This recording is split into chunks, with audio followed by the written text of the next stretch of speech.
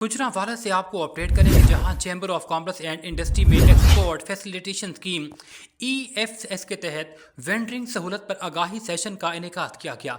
Deputy collector custom समड़ियाल Haseeb Ahmed Bajwa, incharge EFS Shalim David और उनकी टीम ने खुसूसी शिरकत की। इस मौका पर सदर गुजरांवाला चैम्बर राना मोहम्मद सिद्दीक खान, साबिक नायब सदर वकास अफसल, अली हुमायूं भट्ट, एग्जेक्टिव मेम्बरान और मेटल प्रोसेसिंग से वाबस्ता कारोबारी अफराद ने मुअज़्ज़ज़ मेहमानों का पुरतपाक खैर मकदम किया।